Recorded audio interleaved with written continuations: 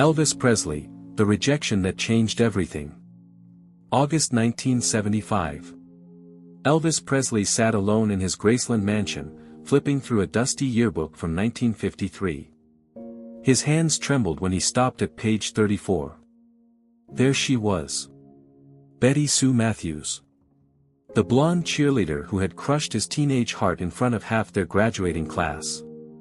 He was now the king of rock and roll, the most famous entertainer on the planet. But this photograph transported him back to being that invisible 18-year-old kid from the wrong side of Memphis. What Elvis discovered about Betty Sue's life over the next 48 hours would shatter everything he thought he knew about that rejection. And what he decided to do about it would create a legacy more powerful than any song he ever recorded. The story begins on a humid evening when Elvis decided to sort through boxes from his late mother's house. Recently divorced from Priscilla and feeling nostalgic, he wanted to reconnect with simpler times. Inside a cardboard box labeled Elvis's School Things, he found his Hume's high school yearbook. As he turned the pages, memories flooded back. Then he saw her. Betty Sue Matthews. Captain of the cheerleading squad. Homecoming queen. The girl who represented everything his teenage self desperately wanted but couldn't have. Even in the faded black and white photo, her confidence radiated off the page. Perfect curls, bright smile, the posture of someone who had never known doubt or struggle. Elvis's finger traced her face in the photograph. At 40 years old, he had everything money could buy. But looking at Betty Sue's picture made him feel like that awkward kid again, the one who sang in church but felt invisible everywhere else. The rejection happened on May 14, 1953.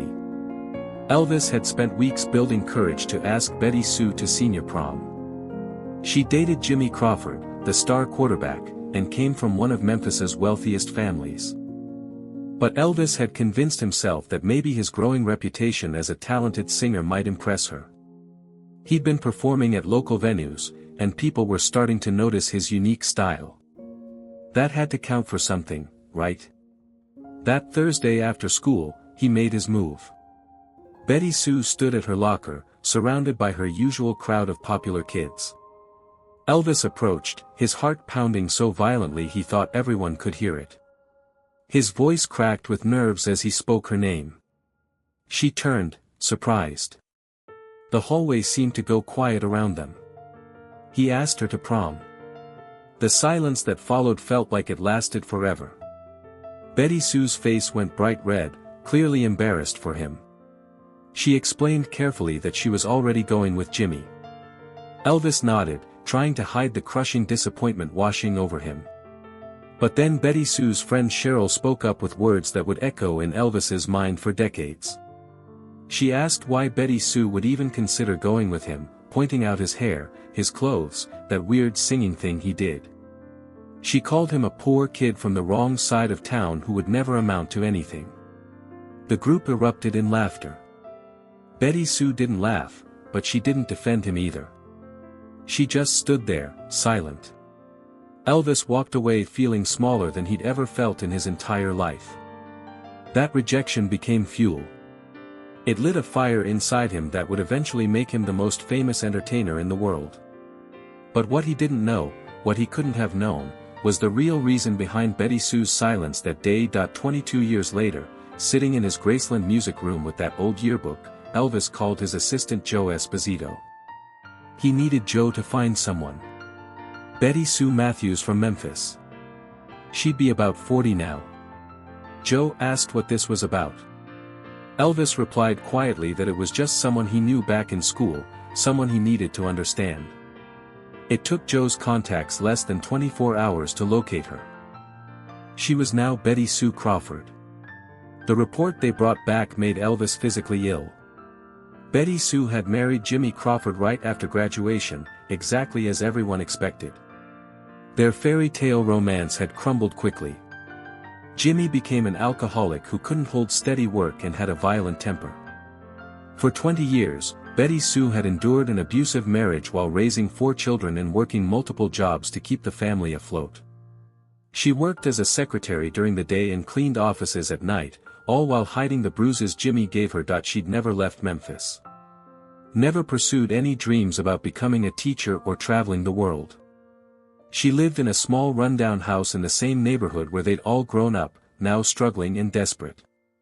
But Joe's report contained even more shocking information. Betty Sue had been following Elvis's career obsessively for 2 decades. Her house was filled with his records, magazine clippings, and concert photos. Her neighbors reported that she played his music constantly and told anyone who would listen that she went to school with Elvis Presley. She tried to contact him multiple times over the years, writing letters to record labels, showing up at concert venues when he performed in Memphis, even calling Graceland repeatedly. None of her attempts had ever reached him. The filters around a superstar are thick and impenetrable. As Elvis read deeper into Joe's report, the story took an even darker turn. Betty Sue's oldest son Tommy had been killed in Vietnam 3 years earlier. Her daughter Lisa had run away from home at 16 to escape Jimmy's abuse and hadn't been heard from since. The 2 younger children showed signs of severe emotional trauma from witnessing domestic violence. Betty Sue herself had been hospitalized twice in the past year.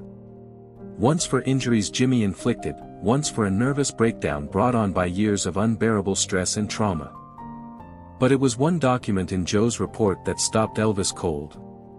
A letter Betty Sue had written to a local newspaper in 1973, never sent but found among her personal papers during Joe's investigation. The letter explained that she kept reading about Elvis's success and how lonely he seemed despite all his fame. She wanted him to know something she should have told him 20 years ago when he asked her to prom. She had wanted to say yes more than anything in the world. But her father had forbidden it because Elvis's family was poor and different. Her father threatened to disown her and refused to pay for college if she went with Elvis. She was 18 and terrified, so she chose safety over her heart. She'd regretted that cowardice every day since. Elvis became the king of rock and roll while she became trapped in a life she never wanted. She hoped someday he would know that rejecting him was the hardest thing she ever did, and watching him succeed had been her only source of joy in a very dark life. Elvis stared at the letter with tears streaming down his face. She had wanted to say yes. The rejection had nothing to do with him and everything to do with her father's prejudices and her own fear. She'd been forced to choose between her heart and her future, and she'd chosen what seemed like survival. That choice had haunted her for over 2 decades while Elvis assumed she'd rejected him because he wasn't good enough. The next evening, Elvis sat in his living room and dialed the number Joe provided. The phone rang several times before a tired, defeated voice answered. He identified himself. There was a long silence, then a sharp intake of breath. She asked if it was really him. He confirmed it was and told her he'd found the letter she wrote to the newspaper. Betty Sue immediately started crying. She'd been trying to reach him for 20 years, Elvis told her he knew about everything. About her father's ultimatum. About the impossible choice she'd been forced to make. She sobbed that she wanted to say yes so badly but was terrified of losing everything. She chose security over love and it was the biggest mistake of her life. Elvis gently interrupted her. He told her she didn't make a mistake. She made the choice she thought she had to make.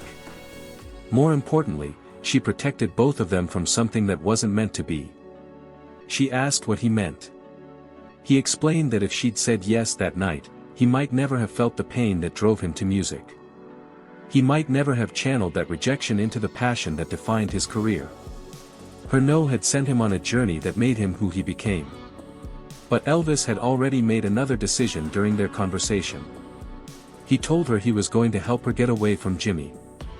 She protested, saying she couldn't accept charity. He insisted it wasn't charity. It was gratitude. Gratitude for what, she asked. For showing him that he was meant for something bigger than high school romance. Her rejection taught him that his real love affair was supposed to be with music, not with any one person. He explained that he was buying her a house, a safe house where Jimmy couldn't find her. He was setting up trust funds for her children's education and her future security. Betty Sue sobbed so hard she could barely speak. She asked why he would do this after how she hurt him. His response was simple. She didn't hurt him. She redirected him. And because he'd spent 22 years wondering why the first girl he ever really loved said no to him, now he understood it wasn't about love at all. It was about fear and circumstances beyond both their control. Over the next 3 hours, Elvis and Betty Sue talked about everything. His struggles with fame and loneliness. Her years of abuse and regret. The parallel paths their lives had taken since that painful day in 1953. Betty Sue admitted she used to imagine what would have happened if her father had let her say yes. Elvis told her he thought he knew. They would have had a beautiful prom night. Maybe they would have dated through college, gotten married, had a normal life in Memphis. But the world would have lost the music he was meant to create. And she would have lost the chance to become the strong, resilient woman she became. She'd survived 20 years of hell. That took more strength than anything he ever did on stage. Betty Sue was quiet for a long moment before asking if she could tell him something she'd never told anyone. Every time she heard one of his songs on the radio, especially the sad ones, she knew he was singing about the same loneliness she felt. His music was the only thing that made her feel less alone all these years. 6 months later, Elvis announced the establishment of the Betty Sue Matthews Foundation for Domestic Violence Prevention and Survivor Support. Betty Sue, now living safely in a beautiful home Elvis purchased for her, became the foundation's first director of survivor services. At the launch, Elvis explained that this foundation existed because a teenage girl was forced to make an impossible choice. She chose safety over love, and that choice protected both their destinies. Now they were going to make sure other women didn't have to choose between safety and happiness. The foundation provided safe housing, legal support, counseling, and job training for domestic violence survivors and their children. Betty Sue's experience surviving 2 decades of abuse became the program's foundation. Her insights into the psychology of abusive relationships and the barriers that keep women trapped proved invaluable. During foundation events, Elvis and Betty Sue would appear together, telling their story of rejection, survival, and redemption. Betty Sue would tell audiences that she rejected Elvis Presley in 1953.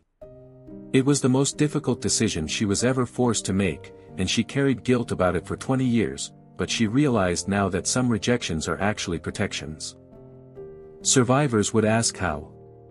She explained that if she had said yes, Elvis might have stayed in Memphis and married her. He might never have pursued music with the passion that made him the king. Sometimes limitations push others toward their unlimited potential. Elvis would add that rejection taught him love and music are different kinds of healing. He spent years trying to fill the hole in his heart with fame, but fame was never meant to replace human connection. It was meant to create it on a larger scale. Their partnership helped thousands of women understand that survival is strength and that sometimes our darkest experiences prepare us to help others find light. Betty Sue's children all graduated college with scholarships from the foundation. Her daughter Lisa, who had run away years earlier, saw a television interview about the foundation and reconnected with her mother after 7 years of separation.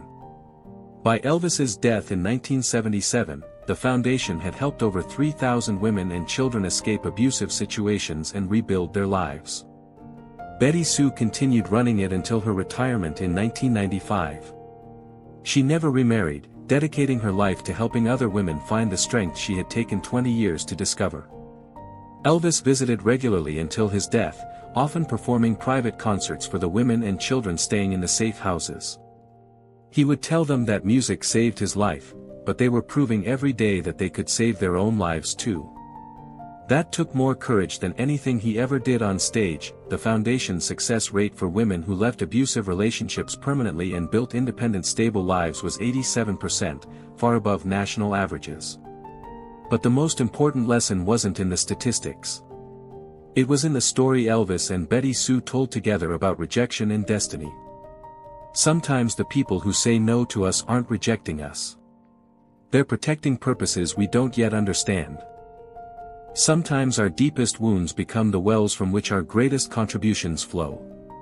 Today, the Betty Sue Matthews Foundation continues its work, having helped over 25,000 domestic violence survivors across the Southeast.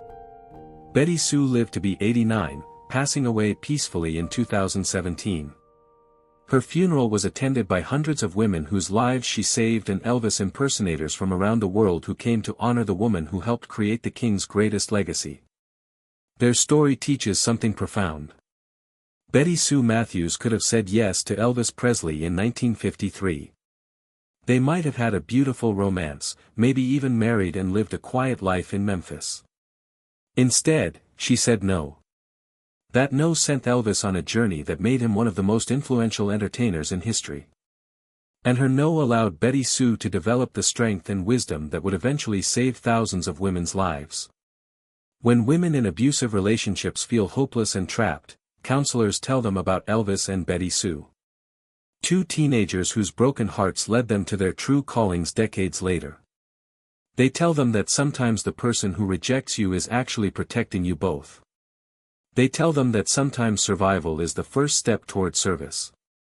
And they tell them that it's never too late for healing, understanding, and redemption. The cheerleader who rejected Elvis Presley didn't break his heart. She set it free to heal the world through music, and then let him help heal her world through love and understanding. Sometimes the greatest love stories aren't about getting the person. They're about understanding why you weren't supposed to, and finding peace in that truth.